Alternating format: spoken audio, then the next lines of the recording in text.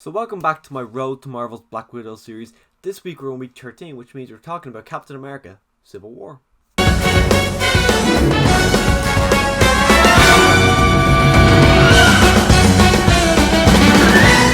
So to start things off, let's talk about the cast in this movie. First one's up is our main villain for this movie, Daniel Bruhl, who plays Baron Zemo. Now, I'm not really familiar, even to this day, I'm still not very familiar with the character of Baron Zemo. I know that he doesn't really look comic accurate in this movie, but we're going to see him in a comic accurate kind of outfit in the Falcon and the Winter Soldier show.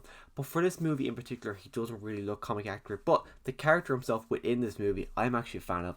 I like how he understands that he's not going to be able to be the guy who goes up to the Avengers and beats them up and wins. He knows he's not going to do that. So what he does is tears them apart.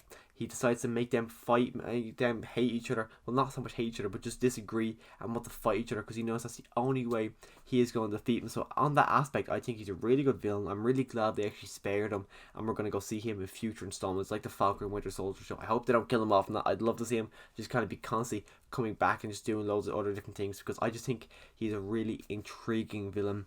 Also, we have Martin Freeman, and he's playing something. He's playing Everett Ross. Now, I think me, as same as everyone else, imagines they brought him in so they could do Red Hulk eventually. Still haven't done Red Hulk, but I think they will at some point. But his character in this is kind of forgettable. I actually kind of forgot he was introduced in this movie. I know he's in Black Panther, but I completely forgot he was in this movie. But looking at him in this movie after rewatching it, he is a lot of fun. I actually enjoy him. I like Martin Freeman. I just think he's a nice actor. Well, he's a funny actor. He seems like a nice guy. And I just think it's good to have him in the MCU. Also, we got our introduction of Black Panther, Chad Boseman, I think his name is. But I really enjoyed his Black Panther. I remember the first time I seen this movie, as soon as I left the cinema, I was like, yeah, when's that Black Panther movie coming out? Because I just thought he was great in this movie. Such a great introduction to the character of Black Panther, and it's just such a great character and just a great actor. Also, main one for me, Tom Holland is introduced as Spider-Man. Now, personally, this is my favourite incarnation of the webhead. I grew up with Tobey Maguire. I grew up with Andrew Garfield. Like, I was, what, 6, 7 when I seen Tobey Maguire for the first time. I seen both Andrew Garfield movies in the cinema, and as soon as I watched this, I was like, yeah, that's the best Spider-Man. I just love him. He gets better with every movie, but in this movie in particular, he's great. In the battlefield when he says, oh, remember that really old movie talking about Empire Strikes Back? Him just in his house. Also, Marissa Tomei as Aunt May, I just think is the best. I think that's the best Aunt May I never bought, especially in the Tobey Maguire movies. That looks like his grandmother. That looks like the same age as my grandmother, and the fact that I'm the same age as Spider-Man, well, a few years older. My aunties are like in around Marissa Tomei's, like they're all in their like 40s, 50s. So I always thought it was really weird seeing his aunt being such an old woman, especially the fact that his mother wouldn't have to be around the same age, so his mom would have been like in her 60s having him, which I always just thought was really weird. But the fact of having Marissa Tomei as an age appropriate Aunt May, I just think works really well for the character. Our opening fight scene in some place in Africa, I enjoy for the single element is not only do we get to see our heroes jumping around doing a lot of cool things, especially I think the two that stood out to me most was Falcon. I love how he uses his wings as shield.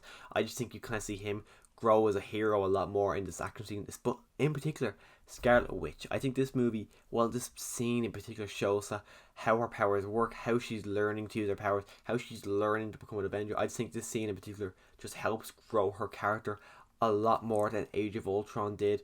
And then the kind of climactic ending to this movie, the way that she blows up Crossbones, I think it's disappointing that they killed him off. I really enjoyed the character of Crossbones. I would have loved to see him more. But the way he dies looked brutal, and it was just such a not weird, but such an interesting way that they killed him off, and just the whole kind of scene in general I found really interesting. But we also get an introduction to Tony Stark. He's going through the barf technology, which I love how they brought that back from Far From Home. But the whole scene is just pretty cool, seeing what his parents, seeing it de-aged Robert Downey Jr. But also, one of the best things about this movie is, of course, this is another Russo Brothers movies, which means we get another cameo from a Community member, which is Dean Palpins. That took my breath away. Tony, so generous. So much money. Wow. So two important deaths happen in this movie. First up, we get the death of Peggy Carter, which I think most people expected. I kind of expected going into this movie that we were going to see the death of Peggy Carter, but it does hit really well, especially in the scene when Steve is carrying her coffin in, and he just looks broken. Also, it's been recently confirmed by the Russo brothers that the old man in the back of the coffin is actually our future Steve Rogers, which I just think is kind of cool that he was in the funeral scene. But that scene in particular, we get the confirmation that, oh yeah, Agent 13 is Peggy Carter's niece, which of course we all knew. Steve didn't know, but we all knew that, so that was kind of cool. But also, we get the death of King T'Chaka, I think his name was. And yeah, he dies in an explosion caused by Baron Zemo. But the character, I enjoyed him. From what we got, it was actually nice to see him having a little bit of back and forth with the Black Panther T'Challa. But I enjoyed him. I kind of would like to see more of him, especially in the Black Panther movie. The small bit we got to see him in that movie, especially the kind of the flashbacks, work well within that movie. But the character, I would have just liked to see a bit more of him, just because he is the guy's father. Of course, he's gonna die at some point, but I just would like to see a little bit more of him, just because like he was his father. I like the character. Two scenes in particular I do want to talk about before I get into the airport fight scene. First off is the argument and the discussion Tony and Steve have within that little boardroom. I think it worked really well. It helps to build the tension up even more, and it doesn't feel like it comes out of nowhere. Because if you look back at Age of Ultron, you look back at the first Avengers movie, you see them arguing a lot. They're on different sides of everything, and you could tell like they do like each other, but they do disagree on a lot of things. And so the fact that they're building tension up in this movie as well, it doesn't feel like it's out of nowhere. You just know that they do like each other, but they do argue and disagree on a lot of things. Also, the other scene I want to talk about is Bucky's escape scene. You see him beat the crap out of Iron Man. You see him beat the crap out of who else? You see Agent 13, Black Widow. He very nearly beats the crap out of T'Challa, but then he kind of gets his fate one up, and then they kind of fight, and then Bucky runs away. But then the scene that I love is when Captain America holds down the plane. Literally, he holds a helicopter and he holds the ground and he pulls the helicopter down. You see his arms look like the muscles are gonna rip. And it's just such a great inspirational scene. I love that scene as well, especially looking at Hobbs and Shaw last year, and you got such a rip-off scene when The Rock tries to pull down the helicopter. I think it's pretty funny actually looking at that scene in comparison to The Rock doing it. Okay, but to talk about the airport fight scene, the best thing about this fight scene is every single one in that room or in that fight scene gets a moment to shine. If not, like, you got Captain America's got so many, but like Spider-Man, he's either when he takes Captain America's shield or when he takes Ant-Man down as Giant Man, which Giant Man is one of the great Ant-Man moments, or when he goes inside of Tony Stark's suit. Hawkeye's got great moments, which is actually Hawkeye's best performance. I think this is Hawkeye's best movie in the entire MCU, because he's not really in like Age of Ultron, which I like him in Age of Ultron, but they try to make him like a main character. I think he works better as a much of more a side character like he is in this movie. Also, Rhodey gets really damaged, like he gets knocked from the ground, he gets paralyzed from the waist down. I think I would have preferred if we got to see him in a wheelchair once or twice, just to show the real effect of it, because he gets that kind of suit on his leg and it kind of feels like nothing really happened. So I feel like if we see him in a wheelchair a couple of times, it might have really shown like, oh yeah, so there really was stuff really happened here that do knock it off. But also we get the great moment when Hawkeye goes, oh yeah, I'm Clint by the way, and then Black Panther goes, I don't care. I love that. He just like, he's there to fight. Why would he care about who you are? Black Widow and Hawkeye fight, goes, oh yeah, we're still friends. So even though they're fighting so much, there's still great back and forth. As I said, all the great moments almost every character has, besides Vision. Well, Vision does almost kill Rhodey, but besides that, actually great scene with Falcon. He's flying down, Iron Man's flying up, and he closes his wings and he lets that little little drone he has, he smacks Iron Man straight in the face. Just hilarious. Whole fight scene I love. I've actually gone on YouTube and just watched this fight scene loads of times because it's just so much fun. It's great to see all our heroes fighting against each other, like Iron Man or Spider-Man in particular. Getting to see this new incarnation of Spider-Man works really well up against all of our other MCU heroes. Of course, that fight scene does end with Captain America and Bucky Barnes getting away and everyone else on Team Cap getting captured and taken to the Raft prison, which I love the fact that the Raft prison is still out there. I wonder who else is there. I wonder if Baron Zemo was actually put out there.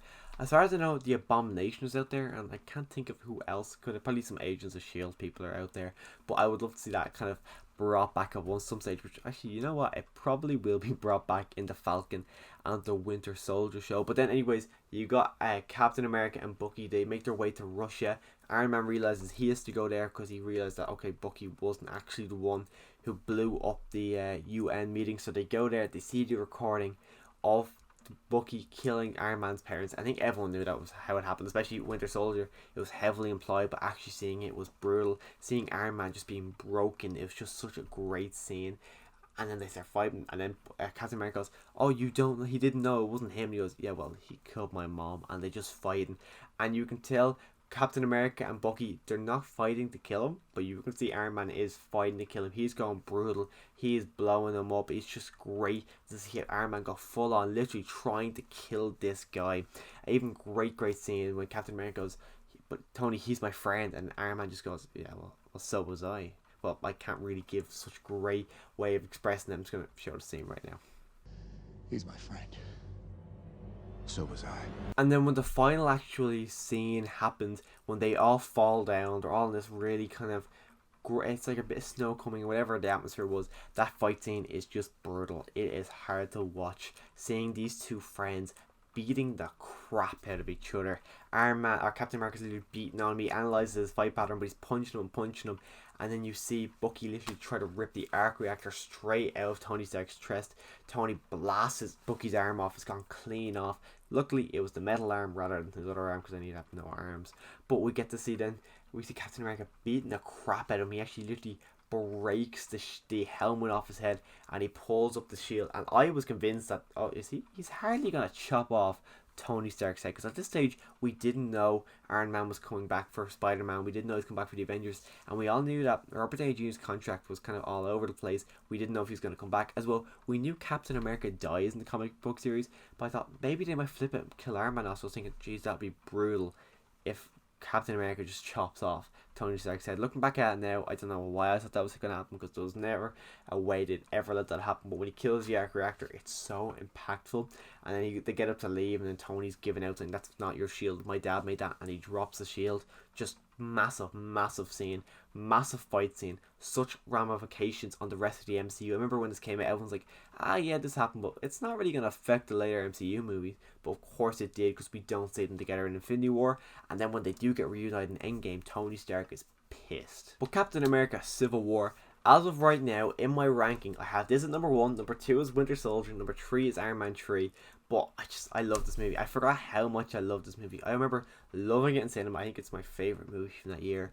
I always love talking about it, but I completely forgot how much I actually love this movie until I rewatched it. But let me know your thoughts on Captain America Civil War in the comment section down below. Click that subscribe button to come back next week when I do my review for Doctor Strange, which I haven't seen Doctor Strange in a couple of years, so I'm looking forward to watching Doctor Strange again. So if you want to see my review of that in the next couple of weeks, click that subscribe button, you can come back for that. And as always, thanks for watching.